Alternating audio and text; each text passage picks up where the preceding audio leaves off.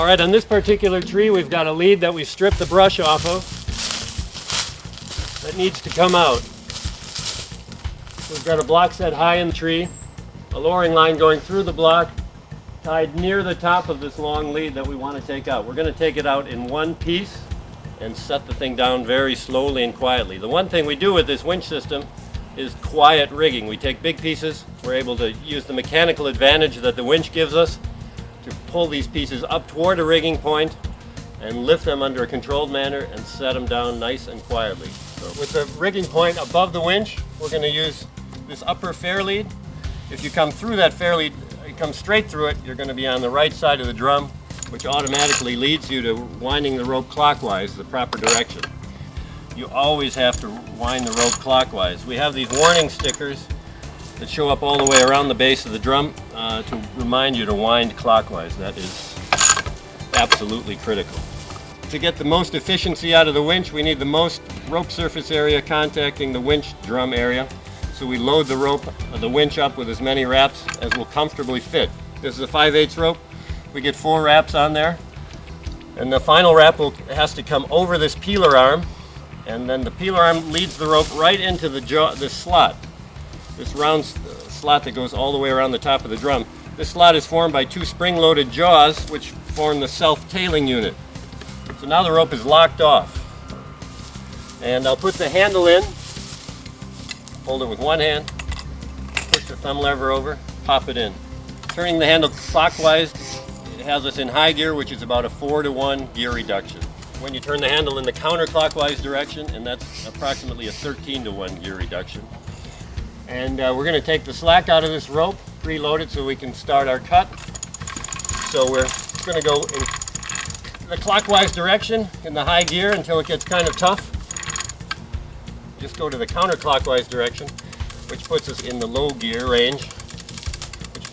I'm really going to take the stretch out of this piece.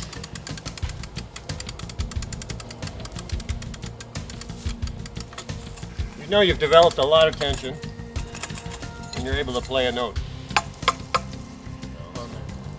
You're able to take all the stretch out of these double braid ropes, or nearly all the stretch out.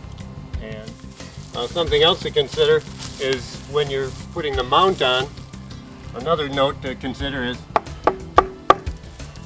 how taut that strap is. And you'll find on a new system that there'll be some stretch in the strap, so if you may have to retension the strap a notch or two. We're just about ready to cut. But if you look at the angle of this piece, the rigging point is off that way. The piece itself is angled out to my left, so when we release the butt, we're going to release this giant pendulum.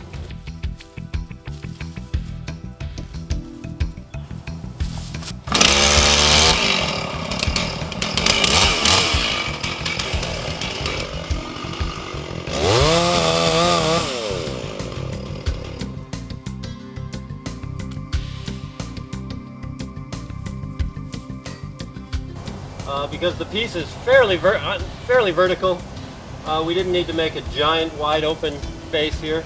I think this will be adequate, so when we tip it toward the rigging point,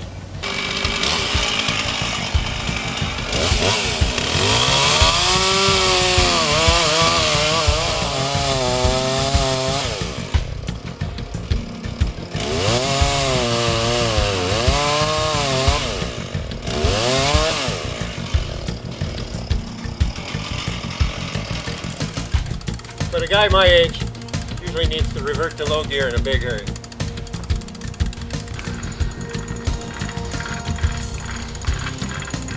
It's actually moving quite easily.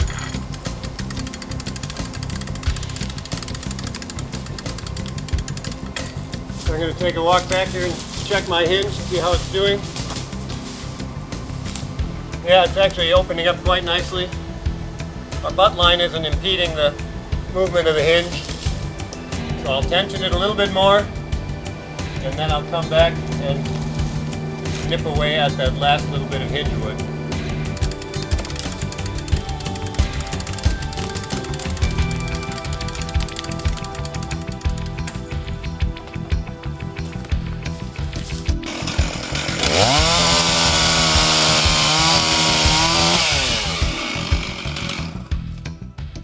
more clicks, I should be able to lift that butt off of the shelf. And that's it. Now I'll ease the porter wrap very slowly. What we're going to do here is I'm going to go over to the winch, take the handle out, release the load until the piece is nearly touching the ground. I flip the pigtail up, I keep tension in the tail, and I keep the rope wraps perpendicular to the drum, just as they're wrapped on the drum. So I've got some tension in the tail. It doesn't take a lot of work to do that.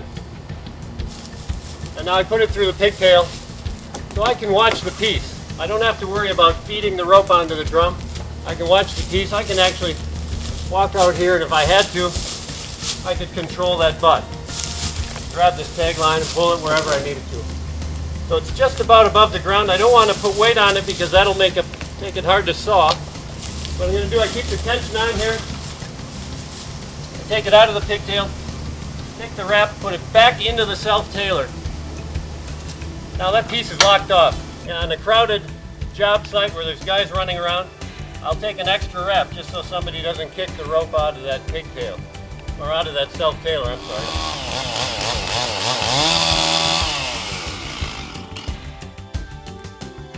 Same way as before, keeping tension in the tail, carefully unwrapping, keeping tension, using the pigtail, easing her down, locking off through the self-tailer, and then again taking that extra wrap.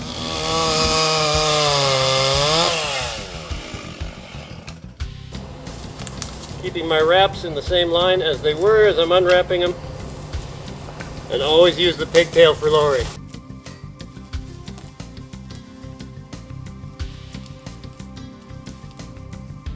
I don't have to worry about where the rope is going because the fair leads keep the rope from crossing over. And I always tell people, when you're done, you got the piece set on the ground, whip your wraps off, take the rope off completely. That saves you a lot of grief.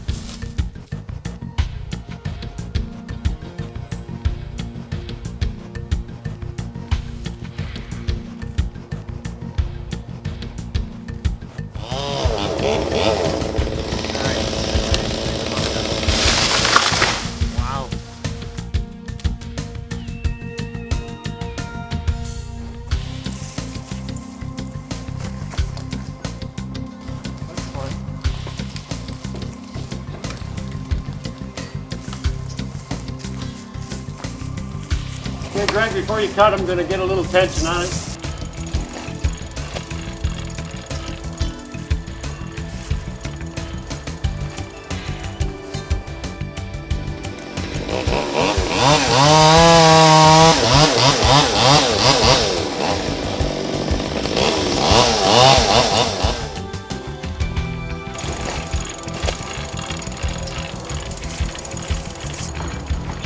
That's probably pretty good. Yeah.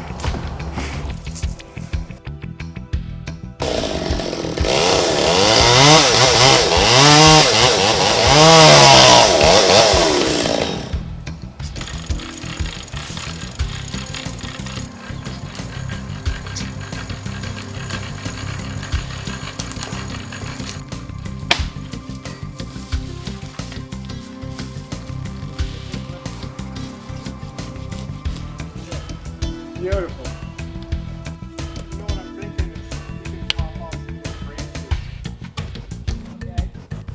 You know what I'm thinking is you can pop off some little branches. You want to pop those limbs off now, Greg? As they come. You want me to take them off? Beauty. We'll bring the mountain to Muhammad.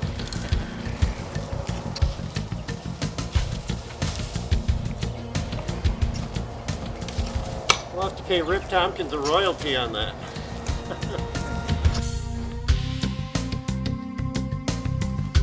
All right, we're using a Milwaukee whole hog drill that has reverse gear. With reverse gear on the drill, we're using the low gear range on the winch, which allows us to lift pretty good sized loads.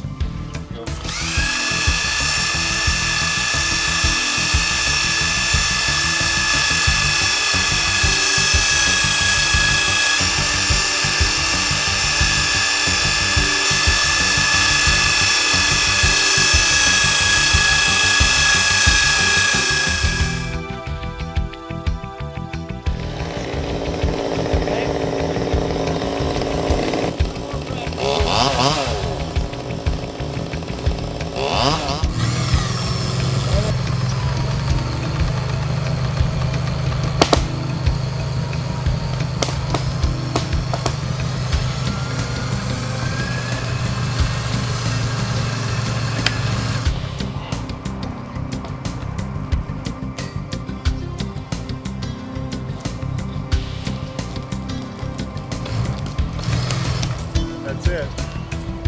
Unfinished view.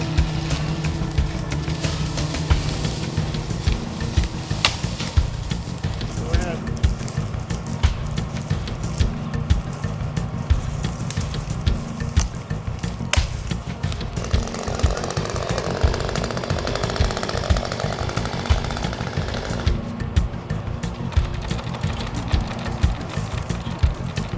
Pretty close there.